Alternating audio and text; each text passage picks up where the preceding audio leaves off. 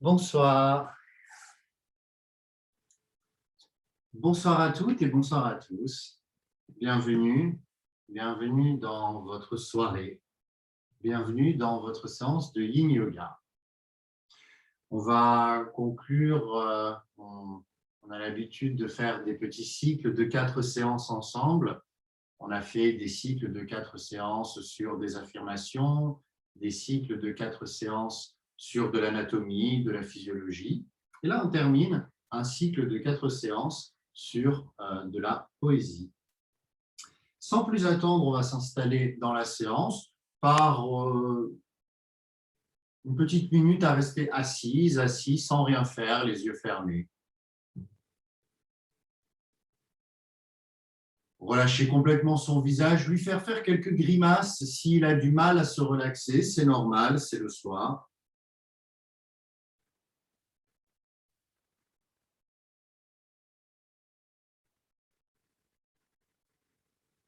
Ne soyez pas étonnés que le visage ait besoin de, comme le corps d'ailleurs, de bouger un peu dans tous les sens avant de trouver un peu de calme. Donc, n'hésitez pas à ouvrir grand la bouche, à étirer tous les muscles du visage d'un côté comme de l'autre, en roulant la mandibule, la mâchoire inférieure, en serrant les paupières, en bâillant.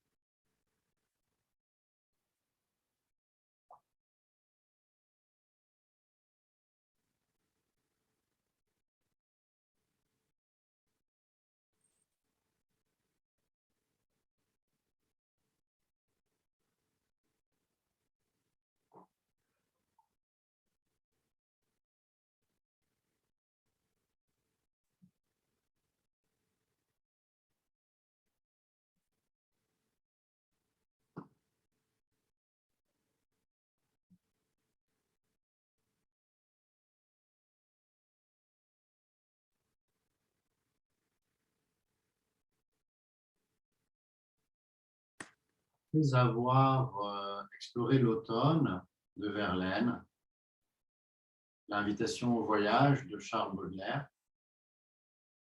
le lac de Lamartine, je vous propose 3 poèmes plus courts ce soir.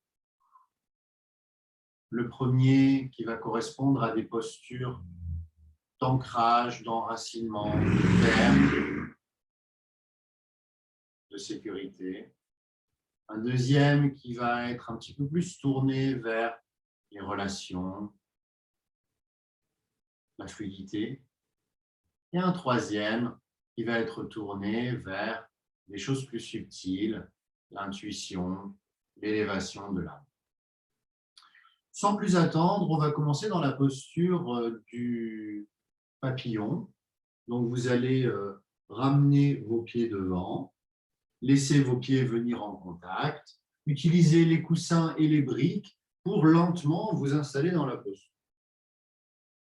Avant de parler poésie, rappelons-nous des fondements de notre pratique, les 3 principes de base étant d'abord, 1, trouver la bonne frontière, sachant que la posture, l'étirement doit être relativement peu inconfortable, puisque comme vous le savez, le temps va tout modifier. Deuxième principe, de l'immobilité, de l'acceptation, du lâcher-prise. Troisième principe, laisser faire. Le temps, la gravité, le souffle.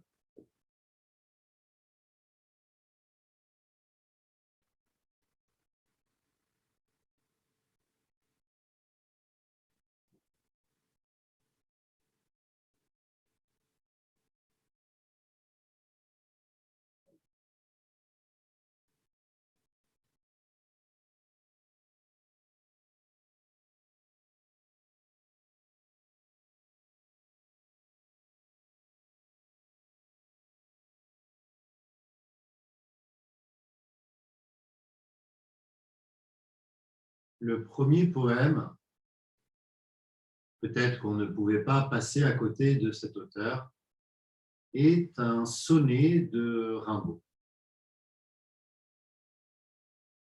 Rappelons-nous qu'un sonnet est un poème relativement court, composé de 2 quatrains et de 2 terciers, une forme assez classique.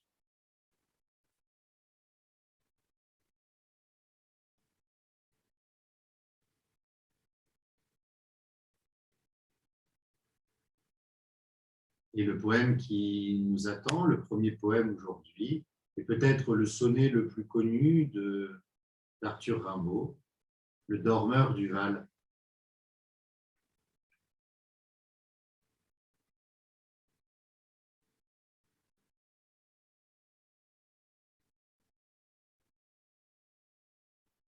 C'est un trou de verdure où chante une rivière, accrochant follement aux herbes des haillons d'argent, où le soleil de la montagne fière, lui, c'est un petit val qui mousse de rayons.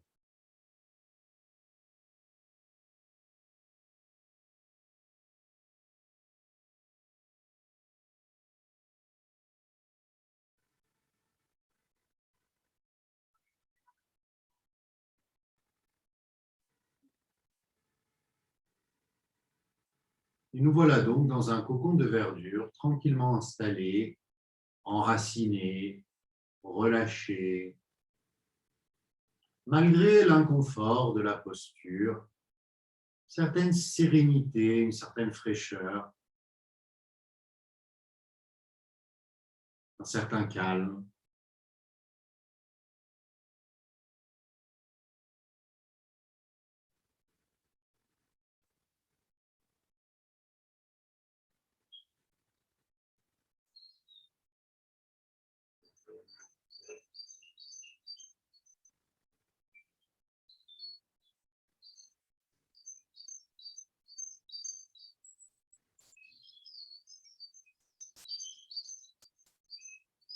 C'est un trou de verdure où chante une rivière, accrochant follement aux herbes des haillons d'argent, où le soleil de la montagne fière, lui, c'est un petit val qui mousse de rayons.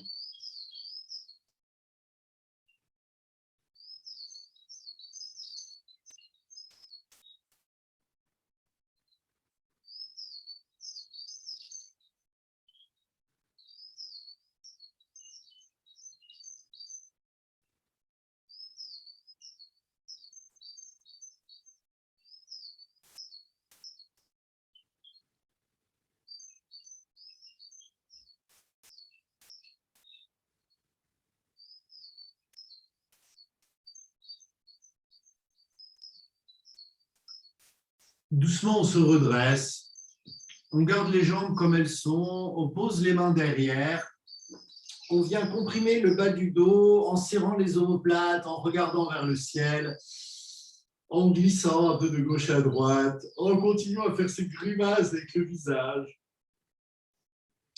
Puis on se redresse, on entrelace les doigts, on presse les doigts vers le ciel, on bouge un peu à gauche, on bouge un peu à droite, lentement. Puis on va faire une petite torsion rapide d'un côté, on inspire, on se redresse, on expire, on tourne,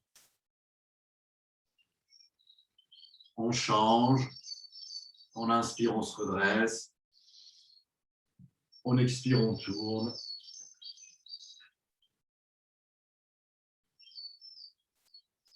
On vient refermer nos jambes, faire quelques mouvements d'essuie-glace. Lascive, lascive, comme endormi au fond de ce val, comme si on était sur ce tapis de mousse, sur lequel d'ailleurs moussent des rayons, sur cette lumière qui scintille à travers les treillis.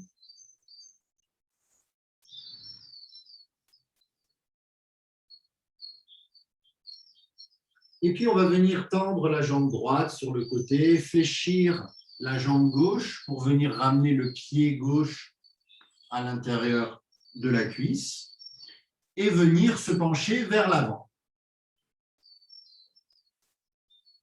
Comme d'habitude, prenez votre temps pour installer la posture.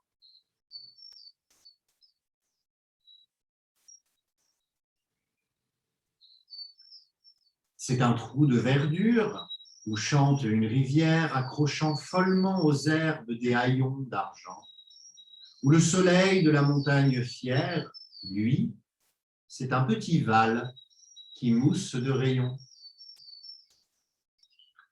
Un soldat jeune, bouche ouverte, tête nue, et la nuque baignant dans le frais cresson bleu. D'or, il est étendu dans l'herbe, sous la nue, pâle dans son lit vert où la lumière pleut.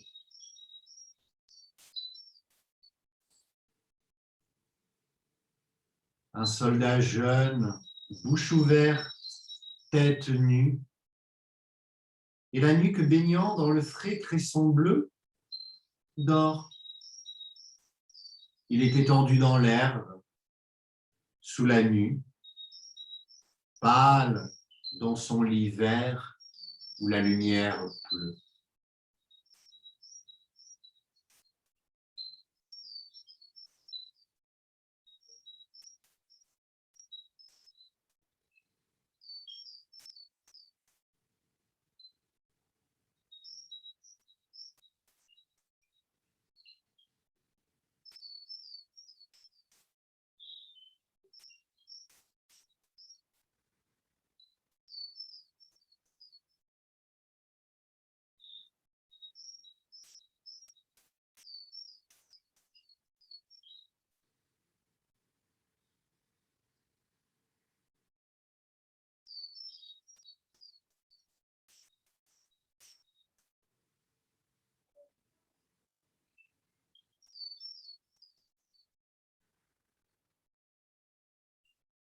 Doucement, on se redresse et on vient se pencher vers la jambe droite, sans bouger.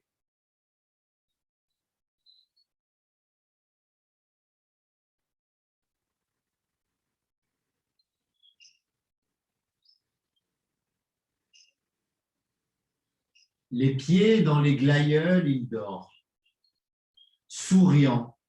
Comme sourirait un enfant malade, il fait un somme. Nature, verse-le chaudement. Il a froid.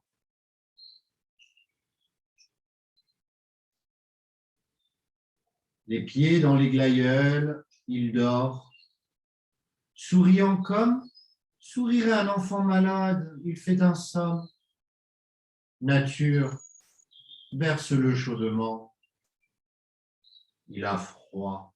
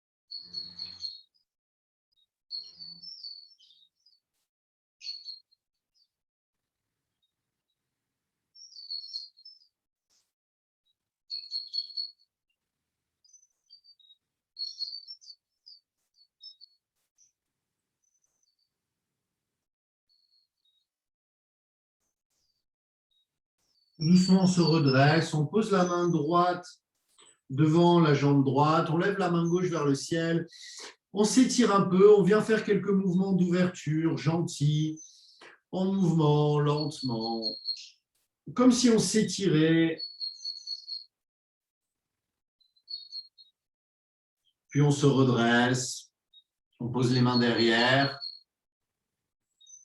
on change la posture de sens, on prend son temps, on reste lascif, mou, lent, serein, calme, car on sait que c'est ce dont le corps a besoin au préalable avant de lui faire subir un étirement. Et puis, on se penche vers l'avant tranquillement, sur un coussin, sur une pile de coussins, sur des briques.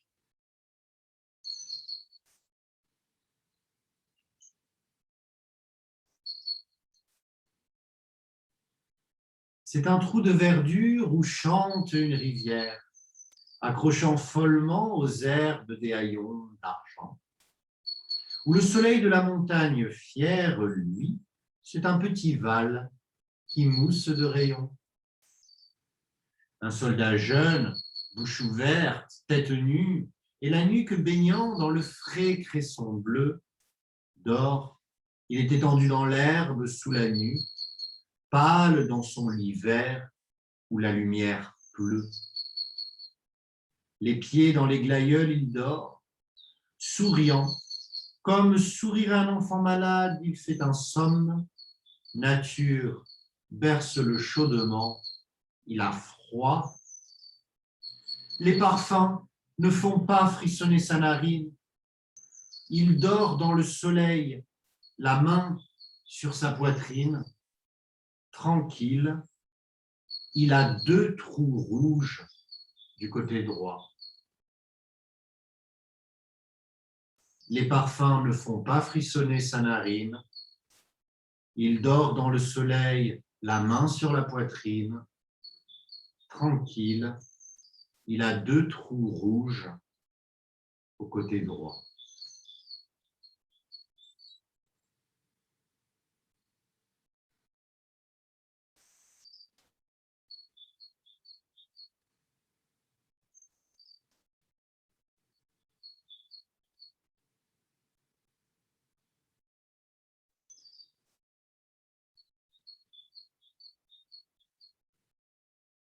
Tout doucement, venez vous abandonner sur la jambe gauche.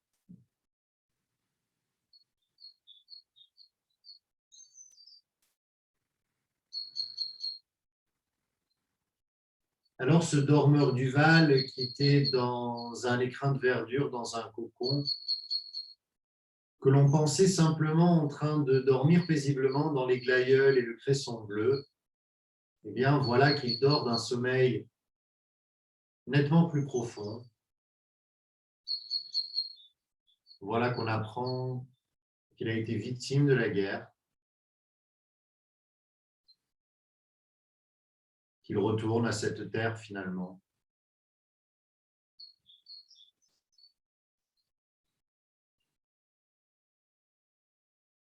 Alors quel conflit, quelle différence de perception, quelle urgence si radicale justifie que l'on tue des jeunes hommes comme cela à travers les âges, à travers le monde.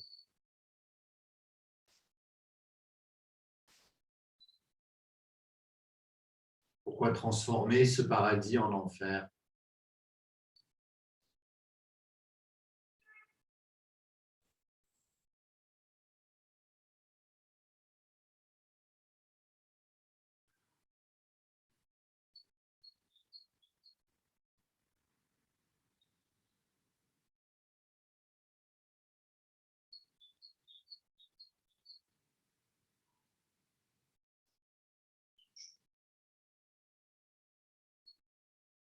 Et vous voyez, malgré l'évocation de choses douloureuses comme la mort d'un jeune homme en pleine campagne, suite à la guerre, eh bien notre corps continue de se relâcher. Malgré le monde qui avance, le monde qui caote, la société qui hésite, qui se perd, qui cherche, eh bien, le corps se relâche. Comme si cette capacité qu'il avait à se relâcher était finalement inconditionnelle et qu'on ne pouvait pas se relâcher à condition d'être dans un bel hôtel, à condition d'être loin de chez soi, à condition de, à condition de, à condition de. Aucune condition, le corps s'alourdit, le visage s'apaise, l'inconfort est accepté et on s'y installe comme le dormeur du Val s'est finalement installé pour l'éternité dans son frais vallon où moussent les rayons.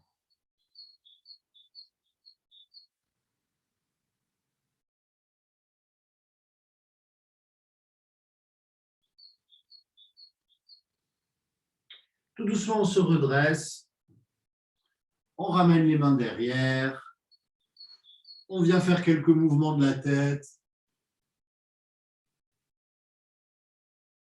quelques mouvements d'essuie-glace.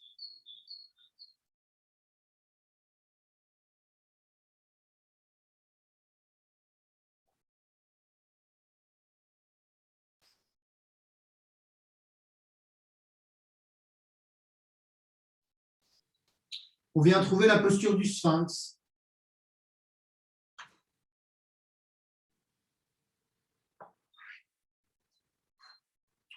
On la connaît et c'est le but qu'on la connaisse. On cherche aussi à soumettre le corps de façon régulière à des postures qu'il connaît.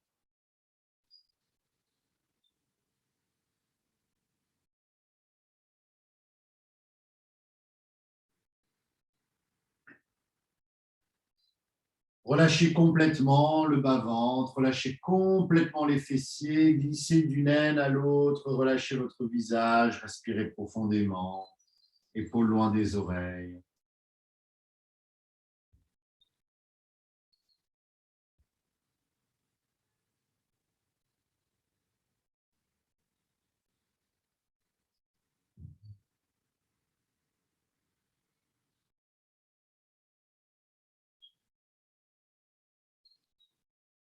Le deuxième poème est également un sonnet d'Alfred de Musset,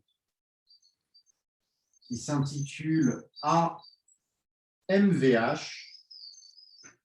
vraisemblablement à Monsieur Victor Hugo, bien qu'on ne sache pas vraiment si c'est le cas.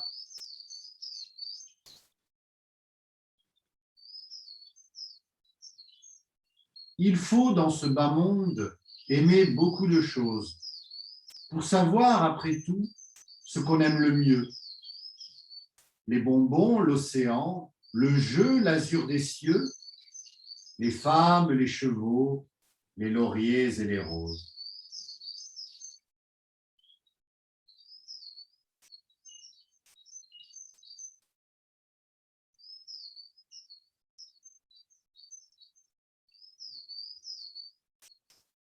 Il faut, dans ce bas monde, aimer beaucoup de choses pour savoir, après tout, ce qu'on aime le mieux. Les bonbons, l'océan, le jeu, l'azur des cieux, les femmes, les chevaux, les lauriers et les roses.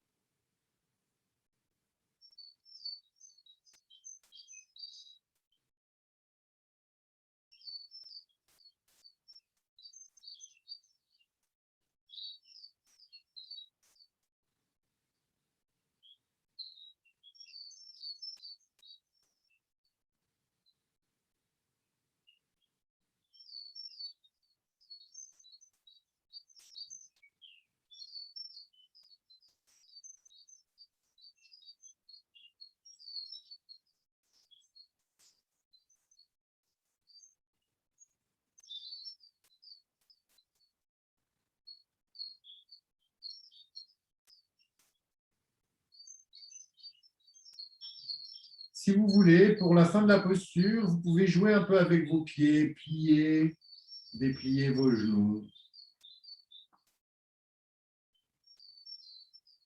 Sentez comme le poids passe d'un côté à l'autre. Sentez comme ça détend un peu plus vos aines.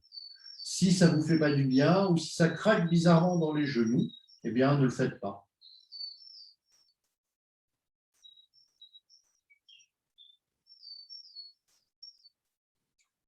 Tout doucement, tranquillement, ramenez le corps au sol. Et à votre rythme, vous pouvez attendre un peu plus, si c'est le cas pour vous. Venez trouver un chien tête en bas paresseux. Et dans ce chien tête en bas, continuez vos grimaces. Roulez les épaules de gauche à droite, pliez une épaule puis l'autre, pliez une jambe puis l'autre. Inspirez profondément. Relâchez les paupières, le visage est serein.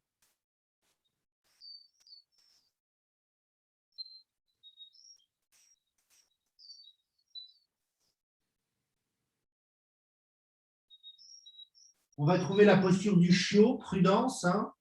C'est une posture dans laquelle il ne faut pas comprimer les épaules. Gardez les fessiers au-dessus des épaules, avancez les bras et laissez fondre la poitrine vers le sol.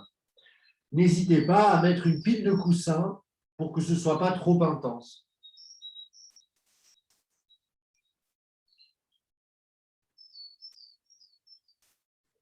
Je répète, vos épaules ne doivent pas être collées à vos oreilles.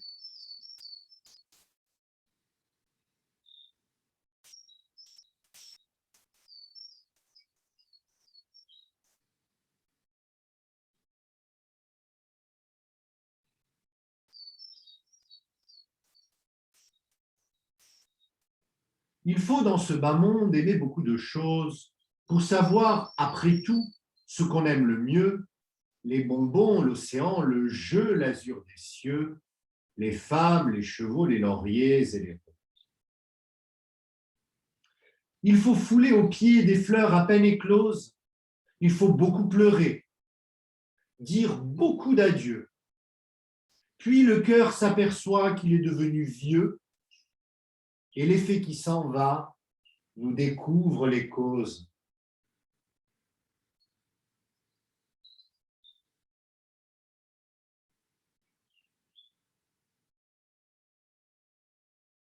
Il faut fouler aux pieds des fleurs à peine écloses. Il faut beaucoup pleurer, dire beaucoup d'adieux. Puis le cœur s'aperçoit qu'il est devenu vieux et l'effet qui s'en va nous découvre les causes.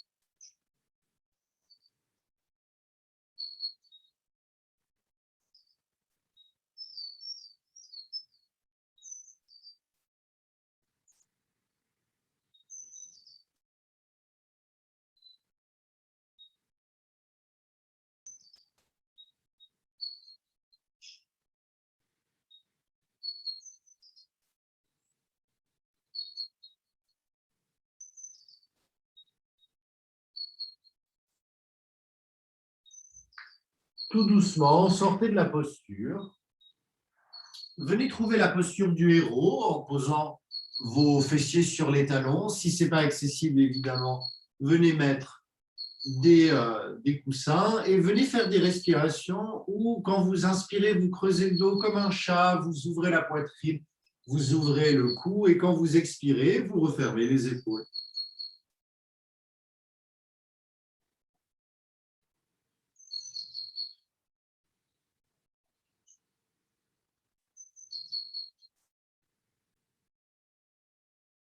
Changez de côté, changez de sens en tout cas.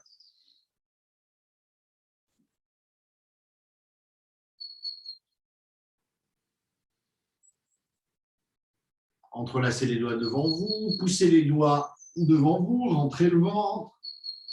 Inspirez, levez les bras vers le ciel, baissez les épaules. Glissez à gauche et à droite. Lentement. Plus lentement encore. Puis faites des torsions, toujours en gardant ses bras.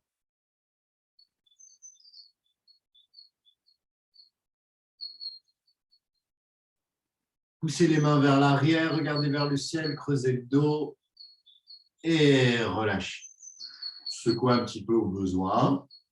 Roulez un petit peu de la mâchoire et venez trouver une posture du chat. On va passer dans la posture que vous connaissez. C'est la posture qu'on appelle parfois le chat d'aiguille. Donc, on va glisser, on va commencer par la main gauche. On va glisser le bras gauche sous l'aisselle droite, avancer la tête, poussez gentiment sur la main droite, calez le bassin vers la gauche, relâchez complètement tout le bras gauche, l'épaule en particulier, se servir éventuellement de la main droite comme levier et respirer paisiblement au fur et à mesure que les tensions de l'épaule gauche s'évanouissent dans le sol. Fermez les yeux, bien entendu, et respirez.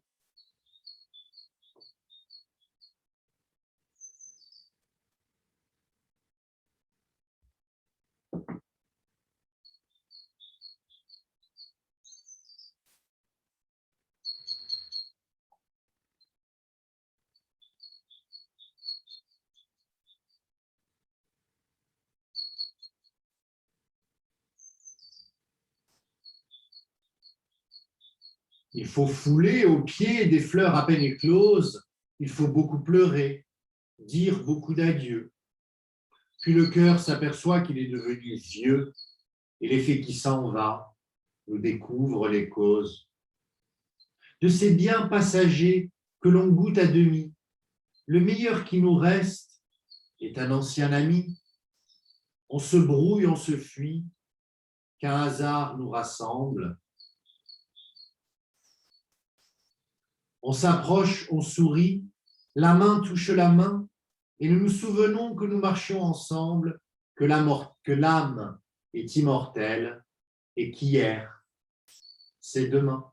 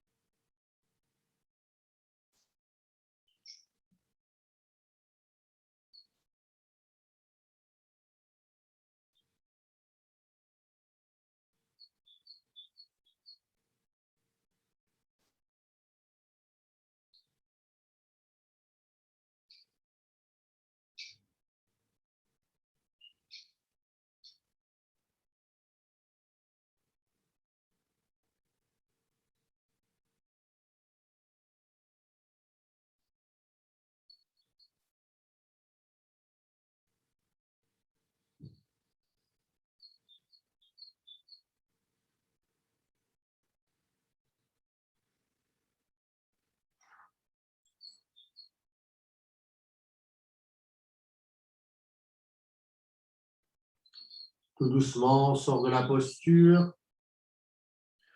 On vient faire quelques mouvements dans la posture du chat, tranquillement, de gauche à droite. Toujours avec cette volonté d'être douce, doux avec nous-mêmes. Peut-être quelques respirations du chat où on insiste un peu sur les expirations.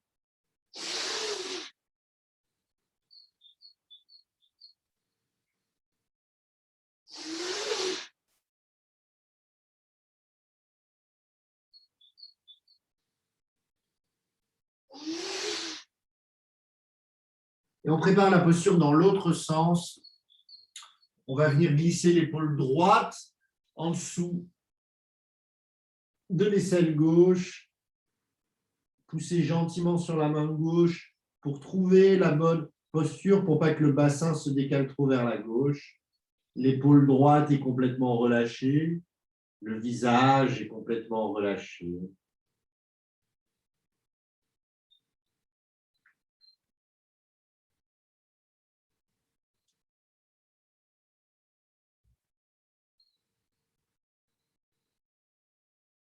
Il faut, dans ce bas monde, aimer beaucoup de choses pour savoir après tout ce qu'on aime le mieux, les bonbons, l'océan, le jeu, l'azur des cieux, les femmes, les chevaux, les lauriers et les roses. Il faut fouler aux pieds des fleurs à peine écloses. Il faut beaucoup pleurer, dire beaucoup d'adieux. Puis le cœur s'aperçoit qu'il est devenu vieux et l'effet qui s'en va vous découvre les causes. De ces biens passagers que l'on goûte à demi, le meilleur qui nous reste est un ancien ami. On se brouille, on se fuit, qu'un hasard nous rassemble. On s'approche, on sourit, la main touche la main, et nous nous souvenons que nous marchions ensemble, que l'âme est immortelle, et qu'hier, c'est demain.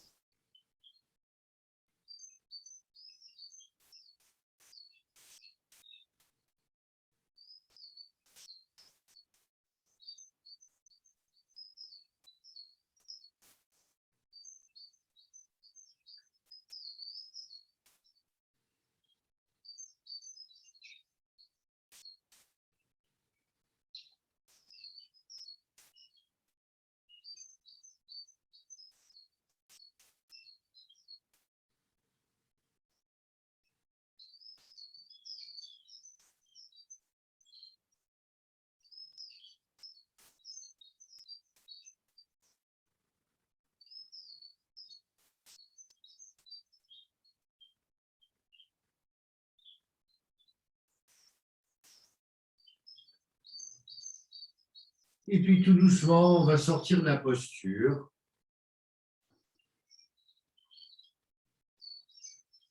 Revenir sur ses talons dans la posture du héros. Refaire quelques petits mouvements intuitifs. Vous n'êtes pas obligé de faire les mêmes mouvements que les miens. Je dis cela pour que vous appreniez au maximum à internaliser cette pratique. Vous pouvez entrelacer les doigts, rouler des épaules, ouvrir la poitrine si ça vous fait du bien, comme à moi.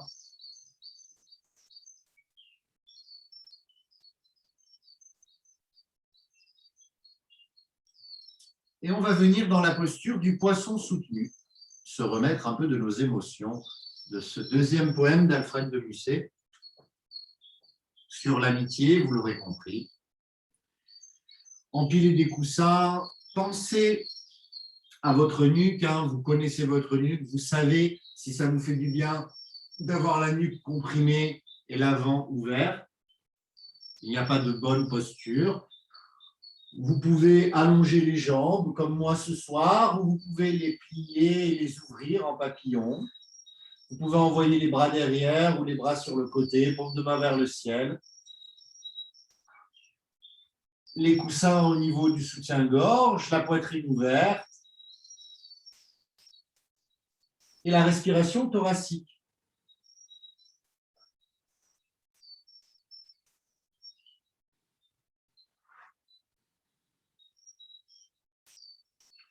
Fermez les yeux dans cette posture du poisson, allongée, relaxée, ouverte, offerte à ce qui est. Et c'est l'occasion pour nous de nous rappeler peut-être de ces fleurs que nous avons piétinées, de ces relations qui n'ont pas été maintenues pour de mauvaises bonnes raisons ou pour de bonnes mauvaises raisons.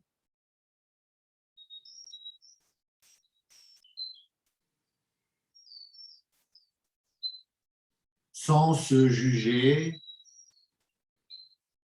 sans s'accabler, sans s'en vouloir, sans regretter, simplement refléter ces relations qui sont passées, qui sont venues, qui sont peut-être revenues, ou pas encore, ou qui ne reviendront pas.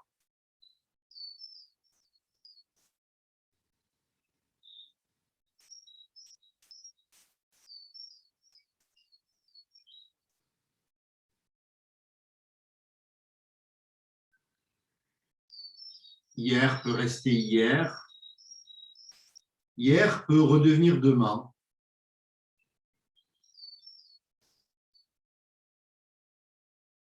Il y a sûrement certaines personnes que l'on aurait aimé fréquenter plus longtemps, mais que l'on n'a pas pu, parce qu'elles sont parties. Il y a peut-être des gens qu'on aurait aimé beaucoup moins fréquenter et qui, par la force des choses, sont restés au travail ou ailleurs.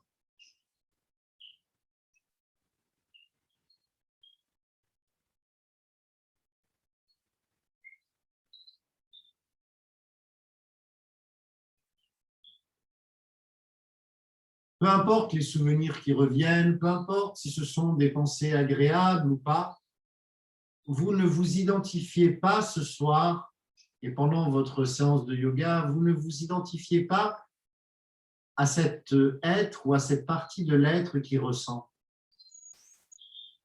Vous vous identifiez de façon sereine à cet être qui observe l'être qui ressent.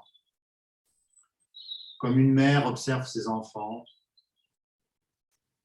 comme on observe un animal de compagnie, un chat qui souffre ou qui semble heureux.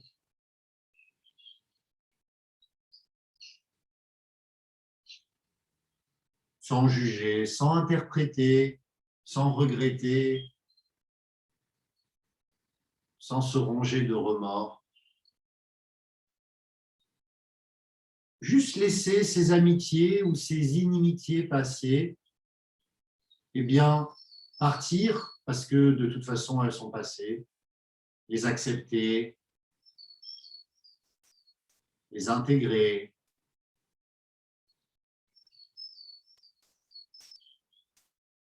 laisser la place pour demain, laisser la place pour reconstruire ou construire quelque chose de nouveau, aimer d'un cœur léger, d'un cœur libre.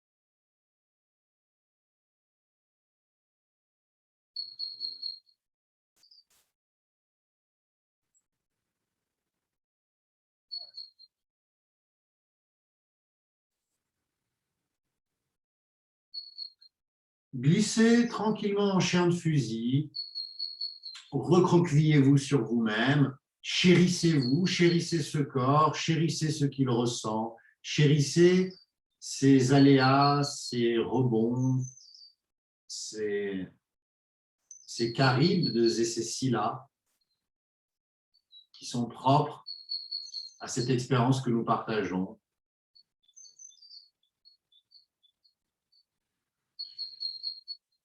Quand ce sera le moment pour vous, enlevez tranquillement les coussins et sans ouvrir les yeux, revenez sur le dos pour le bébé heureux. Pour le bébé heureux, vous pouvez attraper les mollets, les gros orteils, ou l'intérieur des pieds, ou l'extérieur des pieds, ou un peu tout pendant la posture. Vous pouvez aussi osciller de gauche à droite paisiblement en vous laissant bercer par ce mouvement. Les genoux se dirigent vers le sol, les talons, les plantes de pied vers le ciel et les genoux vers le sol. Et les mains qui attrapent soit les mollets, soit les pieds, soit les orteils.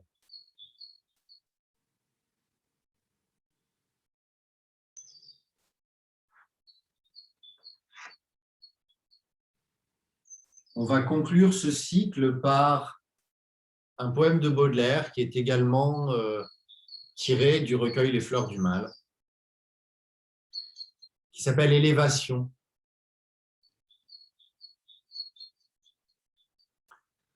Au-dessus des étangs, au-dessus des vallées, des montagnes, des bois, des nuages, des mers, par-delà le soleil, par-delà les éthers, par-delà les confins des sphères étoilées. Mon esprit, tu te meus avec agilité, et comme un bon nageur qui se pâme dans l'onde, tu sillonnes gaiement l'immensité profonde avec une indicible et mâle volupté. C'est pas mal ça, l'indicible et mâle volupté. Cette volupté qu'on réservait souvent aux femmes dans l'art classique.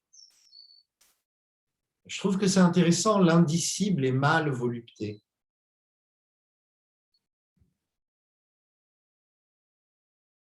De cet esprit qui se meut avec agilité, qui se pâme dans l'ombre. Un esprit qui se perd, un esprit qui joue, qui s'envole et qui s'élève.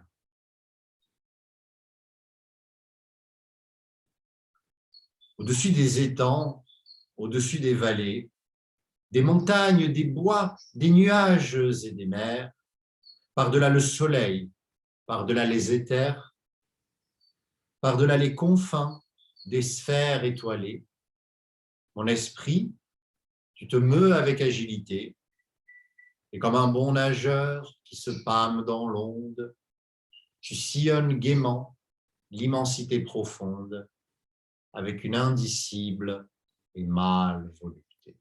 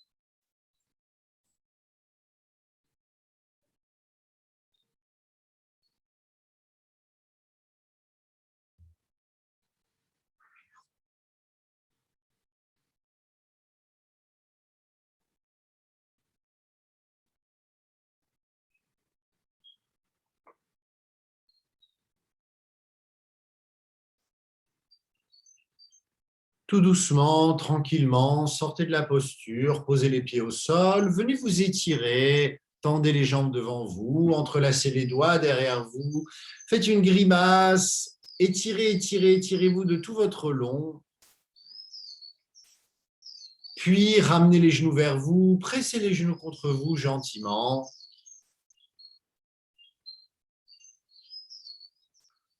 On va faire la torsion que vous connaissez. Pas la peine de vous redresser. Posez les pieds au sol. Croisez la jambe droite au-dessus de la jambe gauche. Décalez le bassin de quelques centimètres vers la droite. Envoyez vos deux genoux vers la gauche. Éventuellement, votre tête vers la droite. Paume de main vers le ciel. Bras décollés du corps. N'hésitez pas à placer des coussins sous vos genoux.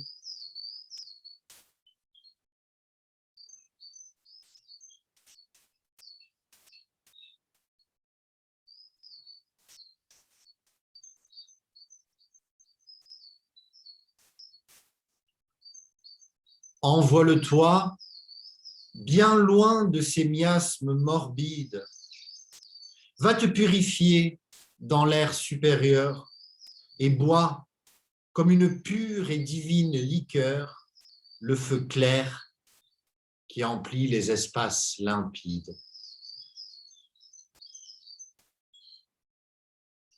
Envole-toi loin de ces miasmes morbides, va te purifier dans l'air supérieur et bois comme une pure et divine liqueur le feu clair qui emplit les espaces limpides.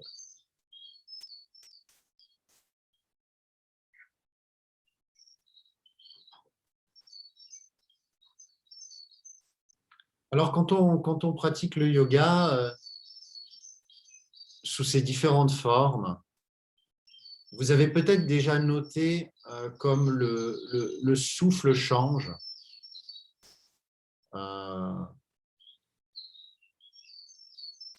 Il peut parfois paraître, jusqu'à paraître froid, presque glacé. Et le mot qui vient à l'esprit, c'est oui, c'est pureté, limpidité, clarté. Pureté. J'espère que vous avez déjà ressenti ce genre de changement de consistance du souffle. C'est quelque chose qui est de plus en plus intense au fur et à mesure qu'on pratique, si tant est évidemment qu'on consacre à la pratique suffisamment de temps, suffisamment d'amour, qu'on lui fasse suffisamment confiance aussi. Et ça me fait penser à ça, cette pure et divine liqueur. Dans la tradition du yoga, c'est le liquide d'immortalité, l'amritar. L'amritar qui est le nectar qui tombe et qui a donné naissance aux rivières sacrées de l'Inde, dont le Gange ou la Narmada.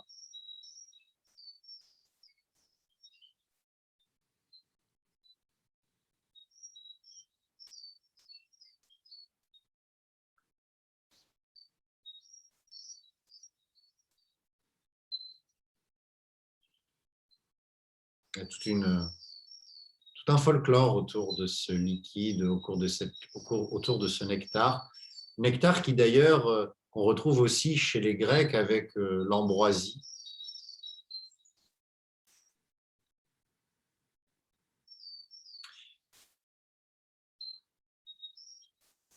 Paisiblement, changez de côté, comme vous avez l'habitude de le faire, tendez les jambes, faites quelques petits mouvements qui vous font du bien, sentez la différence, vous pouvez tourner un petit peu les chevilles, vous pouvez faire quelques petits mouvements d'essuie-glace, vous pouvez vous étirer à nouveau et ramener les genoux vers vous, tout ce qui viendrait intuitivement en général est quelque chose qui est bénéfique pour le corps, surtout si le mental est au repos et que le corps peut enfin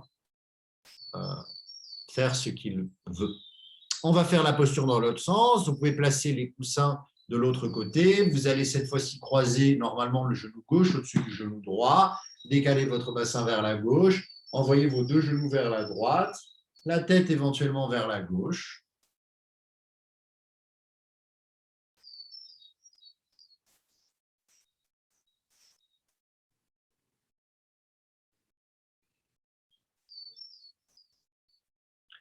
Derrière les ennuis et les vastes chagrins qui hantent de leur poids l'existence brumeuse, heureux celui qui peut, d'une aile vigoureuse, s'élancer vers les champs, lumineux et sereins. Alors oui,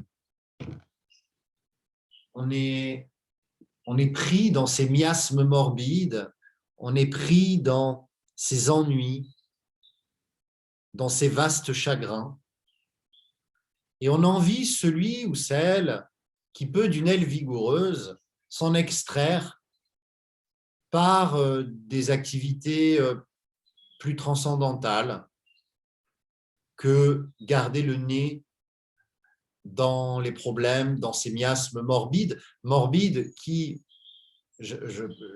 précisons-le, ça vaut la peine, morbide qui signifie qui est atteint de morbidité. Hein. Donc morbide, c'est qui est malade. Donc, à l'heure actuelle où on est le nez plongé dans des chiffres, pas toujours pour de bonnes raisons, à savoir qui est malade, pourquoi, comment, eh bien, heureux celui ou celle qui peut, d'une aile vigoureuse,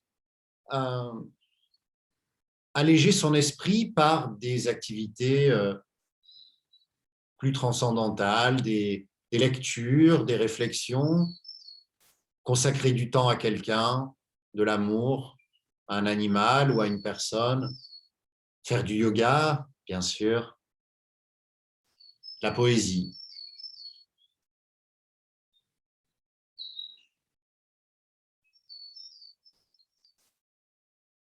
Ça sert à quoi de rester dans les miasmes morbides si c'est pour, à son tour, souffrir de cette morbidité?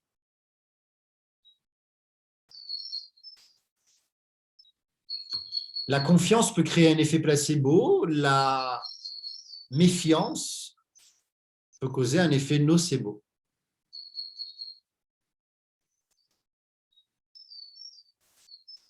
La confiance élève l'esprit par-delà les confins des sphères étoilées. L'amour inconditionnel également. Ce qui, au contraire, nous amène dans les miasmes morbides ou tout au fond du Val, comme le cercueil finalement de ce soldat. Essayons de l'éviter, essayons de nous élever en respirant, en aimant, en rêvant, en allégeant l'existence.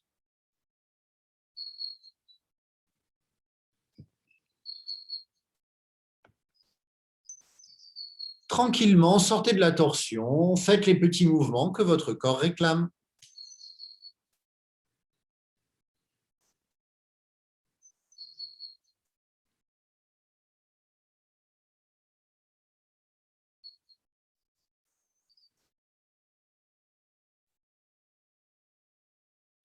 Et venez tendre les jambes vers le ciel en éventuellement glissant un coussin sous vos fessiers ou en posant vos pieds sur un mur.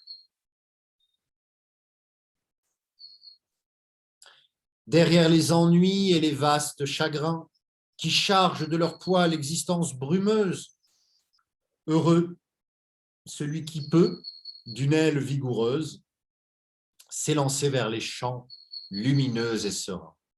Celui dont les pensées, comme les alouettes, vers les cieux le matin, prennent un libre essor, qui plane sur la vie et comprend sans effort le langage des fleurs et des choses muettes. Celui dont les pensées, comme des alouettes, vers les cieux le matin, prennent un libre essor, qui plane sur la vie et comprend sans effort le langage des fleurs et des choses muettes. Alors, qui est celui qui plane et sur quoi plane-t-il? Bon, évidemment, c'est de la poésie, toutes les interprétations sont valables, mais en voilà une. la partie de nous à laquelle on s'identifie quand on pratique le yoga, la partie qui observe, la partie qui constate, la partie qui accueille, c'est celle qui plane au-dessus des monts et des vaux, qui sont symbolisés par les affres, les charybdes et les scylla du corps et du mental. Car oui, le changement, le chaos, au sens philosophique grec du terme, est source de souffrance, l'impermanence est source de souffrance.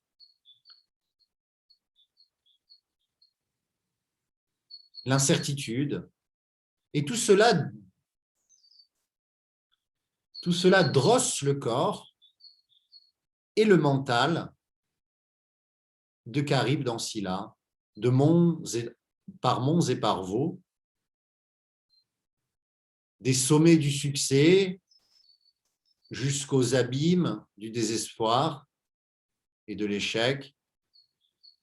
Et pourtant, il y a quelqu'un qui plane au-dessus de tout ça, quelqu'un qui est permanent, quelqu'un qui observe, quelqu'un qui ne s'identifie pas à ceux qui l'observent.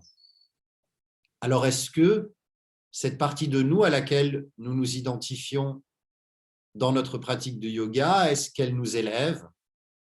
Est-ce qu'elle nous permet d'accepter l'impermanence et toutes les souffrances qui sont liées à cette impermanence? Peut-être, peut-être.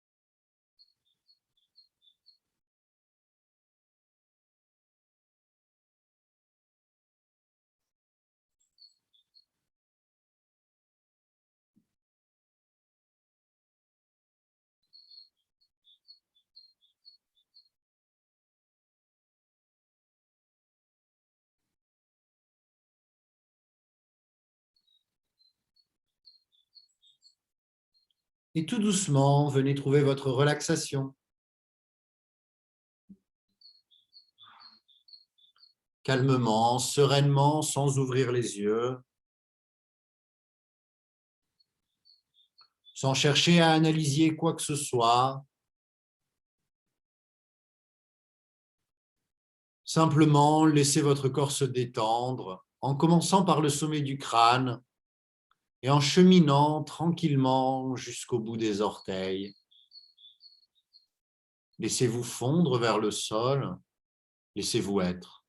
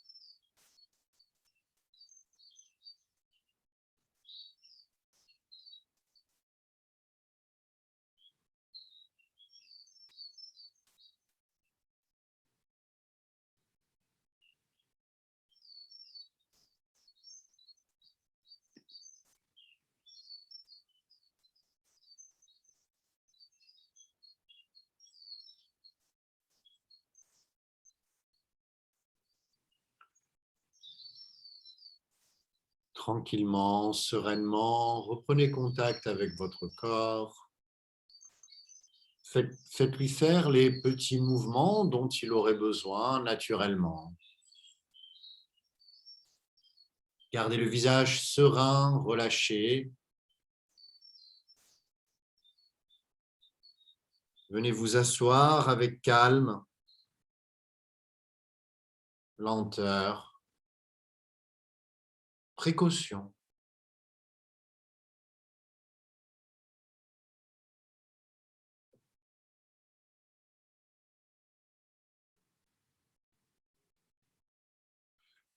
Dans une belle inspiration, venez frotter vos mains comme on fait d'habitude. Venez masser votre visage lentement, profondément.